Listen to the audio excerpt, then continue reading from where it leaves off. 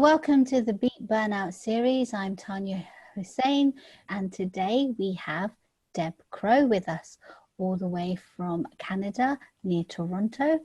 Deb was a disability case manager, specializing in neurotrauma from 1990 to 2013.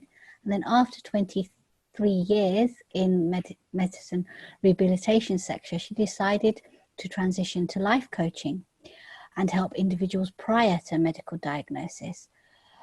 By day, you find Deb leading as a self-care guru, while life coaching or leading a chair yoga session with seniors or people with a disability. By night, she relaxes and meditates, or she hangs out with her family, and she loves playing Scrabble to help keep her mind sharp. Thank you, Deb, for joining us all the way from Canada. It's lovely to have you. Could you tell me about your journey and how you got to be doing what you're doing now? Because it was very fascinating from a healthcare professional to be a life coach. How did you get to be doing what you're doing?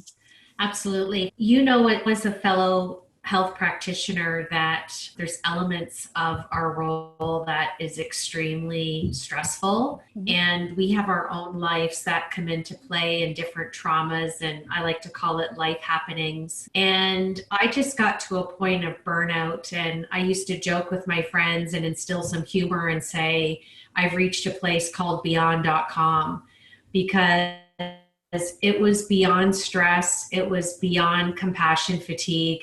I had nothing left for anybody else, and I was missing the direct patient care because I was dealing with other logistics of healthcare like lawyers and insurance companies, and it just got so administrative heavy, and it was just such a world of animosity that I had nothing left for nobody in 2011. And that's when I hit the ground in the bottom of the valley, or burnout as you call it, and it wasn't a fun place to be. Sounds pretty dark. There probably were many dark moments. Can you describe the darkest moment that made you realize that this was like the lowest of the low? I mean, you said that you were beyond compassion fatigue. Was there a particular really dark moment? I don't think that I personally had a dark moment, just because I try and really maintain and hold a positive mindset. For me, it was just an immeasurable level of fatigue, and that holistically, physical fatigue, cognitive fatigue, emotional fatigue. I didn't hit a dark spot. I wasn't unable to get out of bed. I just was exhausted, and it was all I could do to get up and have a cup of coffee and figure out what I needed to do to get through the day. And I just ebbed and flowed and really gave myself the time and a lot of self-care. And I didn't worry about other people's opinions or judgments. I just stayed in the lane that was going to be really good for me and help me figure out what I was going to do for my next transition from a career perspective and a health perspective.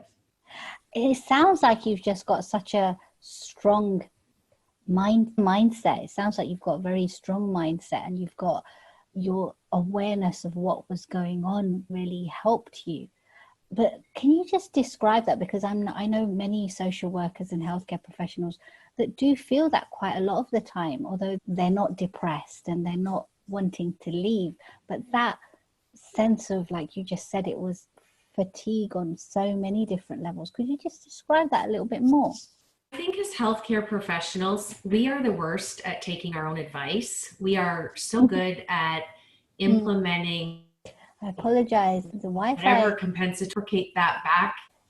It's very disturbed, the Wi-Fi. I don't know why. Maybe it's this time. It just becomes like this. I remember I was interviewing somebody this time here, and it was, your voice is faded. I can see you, but I can't hear you. Do you want to say that again, Deb? Sure. I think as healthcare professionals, we are so valuable and so good at implementing our recommendations or that list of compensatory strategies, but we don't implement it into our own life. So I've always been very in tune with my body, and I know when I'm over my head. So for me, I know that's an indication for me to take a step back, to pause. Some of the things that help me with that are shutting off in the evening and just hanging out with my family. I play Scrabble just to keep my mind busy, and it's another really great strategy for cognitive fatigue. And it's fun because you're thinking, but you're not thinking to refer something to someone. You're just thinking to have fun in a leisurely pursuit. And I meditate. I meditate every day. I have a stringent morning routine, and I just gave myself the time to catch back up on sleep and do what I needed to do for me. And I didn't put any time precedent or timeline or any pressure. I just allowed myself the time that I needed because I poured out to so many other people that I knew that I needed to pour back into me because I was operating half empty for a long time. And I think this is something that, like I've said many times before, and I keep saying it to my colleagues, keep saying it to my friends, that a lot of them are just such generous people. They're constantly giving to others, and they're constantly giving to God, but giving to themselves, they really struggle with. They feel guilty about. And you describe yourself as a self-care guru. I'm sure I'm going to learn loads from you in the next 20-25 minutes. Do you think you've always been like that, or do you think you had certain lessons in life to become like that? I think we all have lessons in life, and I think it all comes back to our habits of thinking. And going back to what we just talked about, I have a strong mindset and I don't waver from that. I don't get influenced by situations, by people, by influence of others, by comments. I stay in my lane, and I always seek clarity if I need it. I take a reprieve if I need it. And if you don't put self-care first and look after you, you cannot be good for anyone else, whether it be your family, your caseload, your coworkers. You just can't. And so self-care is not selfish, and it has been my precedence and my branding, if you will, for the last 7 years. And I've incorporated it into all the coaching and speaking that I do because women predominantly have guilt and fear and shame. And I just want to get that message out there that if you don't put yourself first with self-care and realize that it's not selfish, when you do that and you commit to that mindset, the rest of your life just falls into where it needs to be. And it's so true. It's like last year I was so burnt out, and when I immersed myself in my personal development, before I just dipped my toe in it, when I immersed myself and hired coaches and sought counseling, when I started to meditate, when I took a lot of time out for myself, not massive amount of time, really structured it, so many different relationships started changing. My relationship with my husband, my relationship with my sisters-in-laws, my relationship with my brothers, they started treating me differently because I was treating me differently. And I wanted to make a point of, you probably know this as a healthcare professional, that we're so bad at sometimes practicing what we're preaching because we are the help. We find it really embarrassing and shameful to ask. In your life, was it always easy to ask for help? Absolutely, because I think one of my favorite sayings that I consistently say when I'm doing a talk is growth comes from the valley. So if we can't be our true, authentic self, and when it does happen, if we can't be vulnerable, we are not human doings. We are human beings, and technology has really made us fall into this false sense of who we're supposed to be.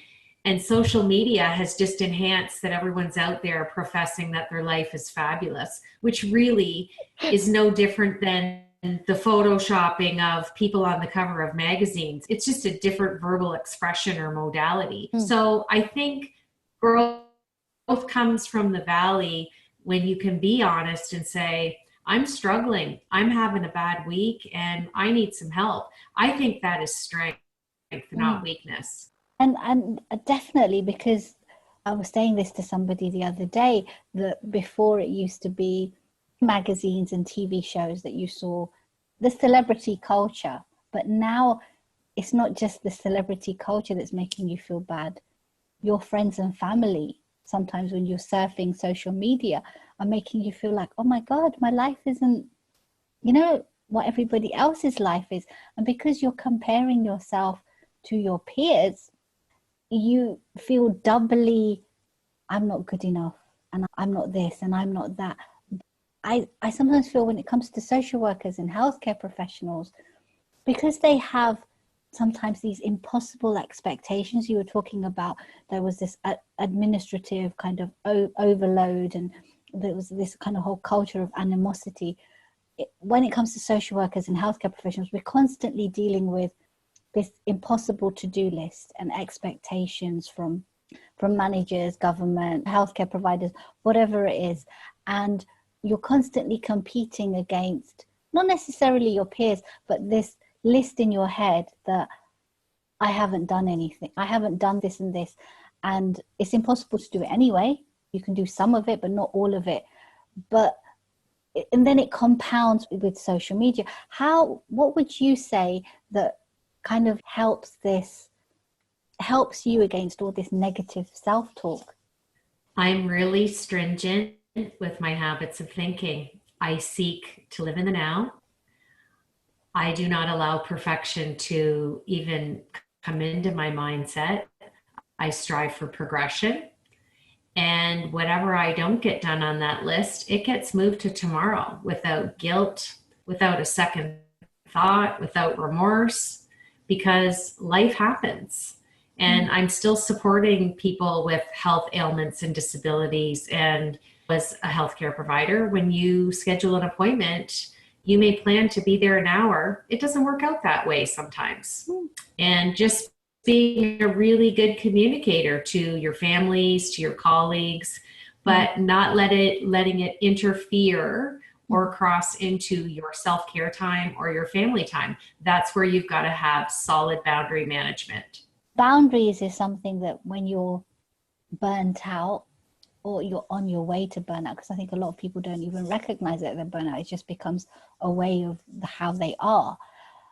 But boundaries is something that I think a lot of people that come into social work and they come into being a healthcare provider, they just have this big, massive calling. And sometimes their boundaries haven't been there for a variety of different reasons. What would you say, if it hasn't been there and you've never learned it because of your own family setup, or how would you say it's important then to set boundaries when they've been so blurred in your life?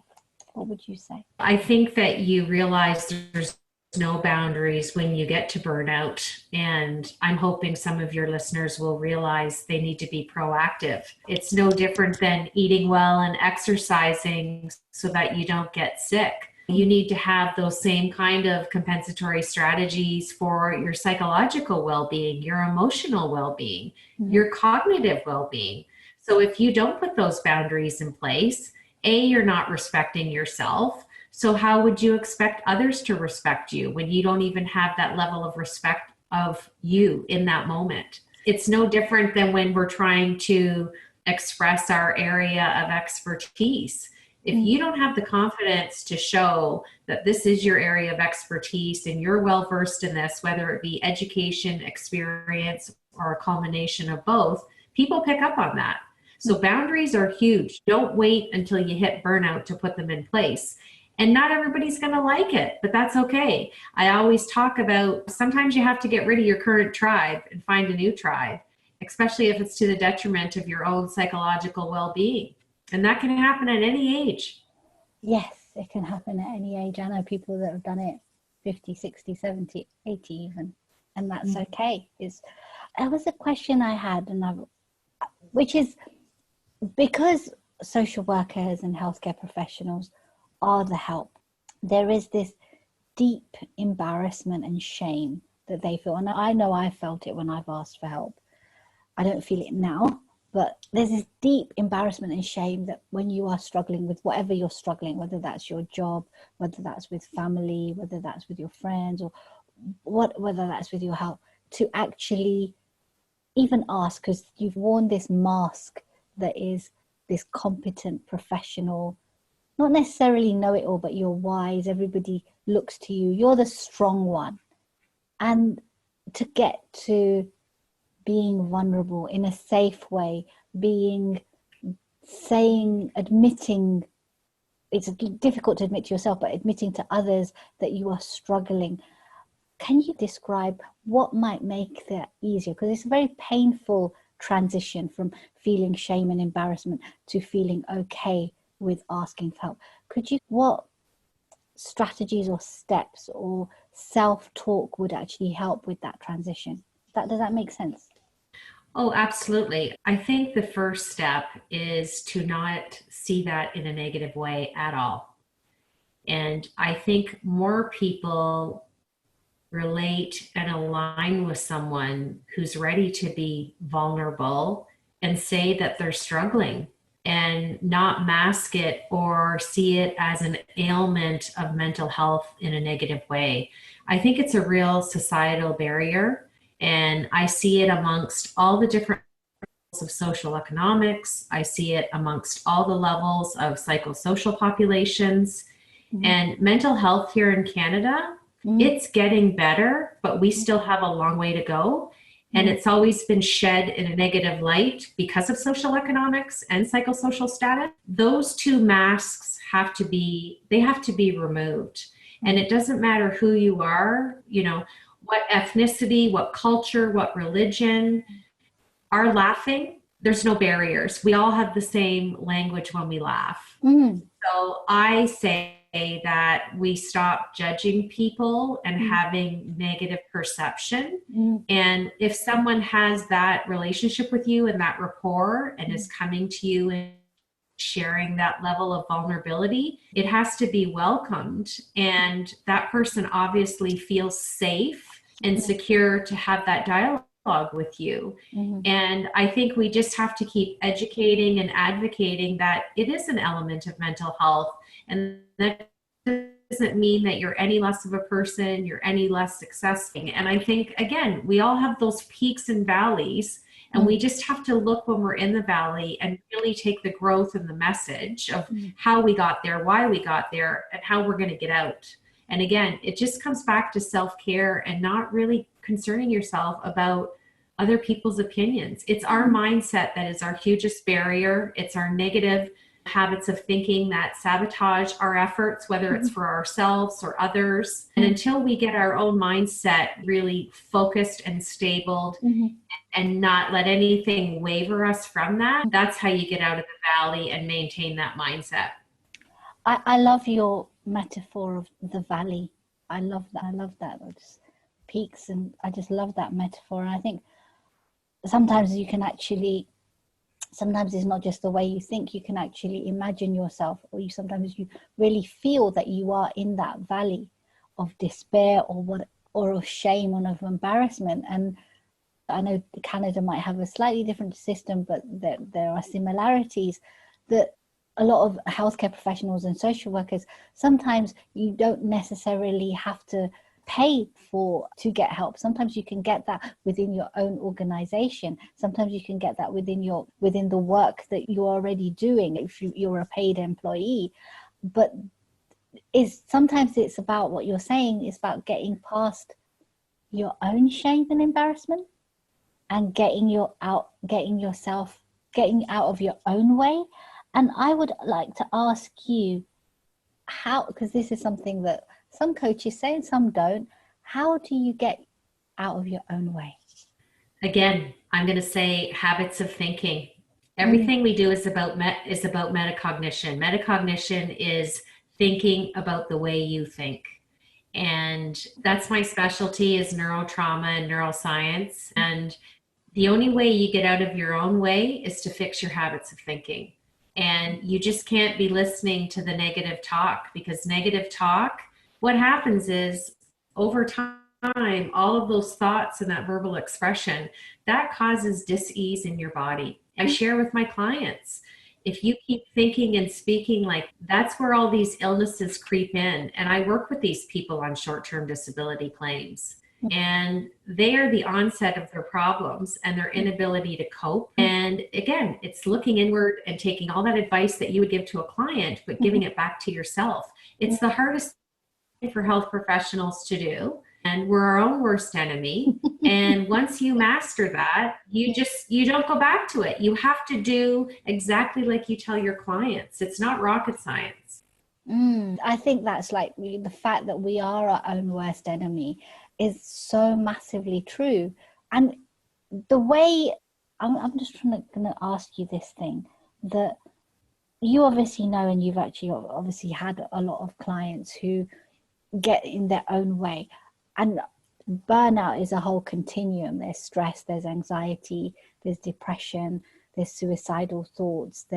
What would you say are like the top 3 signs or symptoms that you can recognize in yourself that might be leading onto the way of burnout? What would you say would be the top 3 signs that you can look within yourself to actually ask you might be on your way? For me personally, it was just the cognitive fatigue and not sleep deprivation, but I could sleep for 12, 14, 15 hours. For my clients, it's stress that manifests physically, sleep deprivation, nausea, cognitive fatigue, physical fatigue, inability to cope, and then just other physical representations, whether it would be a rash or Crohn's disease, colitis, high blood pressure, hypertension, chronic fatigue syndrome, fibromyalgia, lupus. I've seen the whole gamut. I've worked with women that have had all of this, and it all comes back to how they view themselves, and the guilt and shame that they feel because they have all these initials after their name and they think they're wearing a superhero cape and that they can do anything for as long as they want and not have boundaries, not have any self-care. It eventually catches up to you, guaranteed. And I think this is something I remember one of my old managers, she's left the service now, she actually said, Tanya, you're a superwoman. Why are you trying to be a superhero? You don't need to save the world. Why are you trying to be, you're strong anyway. You don't need to save the world. And I thought, yeah, that's true. I don't need to save the world. But that there was always a part of me that sometimes thought that if I save the world, I'm okay, I'll be good enough. This constant trying to prove that I was good enough. And the worst thing is about these brilliant social workers and healthcare professionals is on the outside, they're like such, people regard them as heroes anyway. It's the self-talk that we do. If we started regarding ourselves as enough, forget about brilliant or super or whatever, just enough, it then makes you just switch your way of being with the rest of the world and how they are with you. Just being enough. It's just okay to be enough. But I wanted to ask you about the fact that what strategies would you put in place during the day to help generate these very healthy ways of thinking? What would you say to build into your day? Some practical strategies. There's a few strategies. The first one is you have to have a stringent morning routine and you can't waver from it. So for me, it's getting up early, having that quiet time for myself. I meditate, I get my exercise done. And the first thing that I do when I'm doing both of those is hydrating, because we're 75% water and most people want to jump out of bed and have an espresso or a cappuccino or a coffee. Not a great place to start. You've just slept for X amount of hours and you actually are a little bit dehydrated when you wake up. So you start the day with water. So drinking lots of water, staying hydrated really helps with cognitive fatigue. And on average, we sit for 9 hours a day. So if you work at home or you have a sitting job, every 20 minutes, it's really important that you get up from your desk. And some of the strategies that I've done with people is they've set alarms on their phone. I also go into companies and do some chair yoga strategies. So I can show them some stress relief, stretching poses, just some movement, because we're sitting at a desk or we're texting or we're on a telephone or there's some type of technology attached to our body. That is huge. And sleep is important. You've got to get a good night's sleep. And again, if you're not a good sleeper, meditation, there's some yoga flows that I post on my Instagram frequently to help people with sleep. And you've got to get water in. So whatever your body weight is, you divide that by 2, and that's how many ounces of water you should drink in a day. And it's just an easy, quick. So if someone's 100 pounds, they have to drink 50 ounces of water. And that's just to flush your body weight. So anything above that is bonus, but it helps with your cognitive agility. It keeps you mentally sharp. And you combine that with a good sleep routine and you're solid. But doing the meditation and having that morning routine just helps you through the whole day. The water sets up you to have wonderful hydration and good digestion for the whole day. And they're 2 really simple things to do, yet people struggle with it. I love your advice. That's the simplicity behind it. And I think this whole thing about how we neglect our bodies is just so missing, because a lot of social workers and healthcare professionals deal with trauma. They deal with other people's trauma. And that trauma can get housed in your body. This is something I do when I work with coaching clients, is try to visualize where that feeling, that trauma might be. And you're just this, it's like a pearl of wisdom, but yet so simple, the importance of hydration in the morning. That is just beautiful. Thank you so much. Thank you so much, Deb. I could talk to you all day, and I'm just thinking there's one more question that I would say, which listeners in Canada, because we've got listeners from all over the world. If you're in Canada, where would you suggest a healthcare professional or social worker go and seek help? We have a website. It's cmha.ca, and that's the Canadian Mental Health Association. You also spoke about employers having different programs, and in Canada we call that EAP. And again, it's an oxymoron, because these professionals, where they can go to seek help, but they negate to do so because they're embarrassed. So if my biggest message from our interview is, the biggest barrier is how you're viewing yourself. And no one can help you until you take the first step to say and communicate, I'm having a rough time, I need some help. But I know a lot of people struggle with that. And because you're in that specific industry or you're a practitioner, it shouldn't be something you're shameful of, because life hands us things and trauma and emergencies, and that's why they're called that. We're not prepared for those, and everybody handles them in a different way. So every once in a while, we need a helping hand, and it's okay to be in the valley, because being in the valley is where all the growth always comes. So reaching out for help isn't a weakness, it's a strength. I'm really glad that you said that. And for people that are watching who are in the UK, you know that we have the free National Health Service. You can always go to your GP and ask, and sometimes you can actually get free counselling. Sometimes you can get a free text-based counselling if you're not comfortable seeing somebody face to face.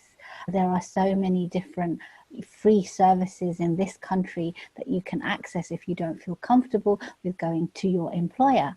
So I am going to really thank Deb for joining us today. Thank you so much. Thank you so much. Thank you for watching today.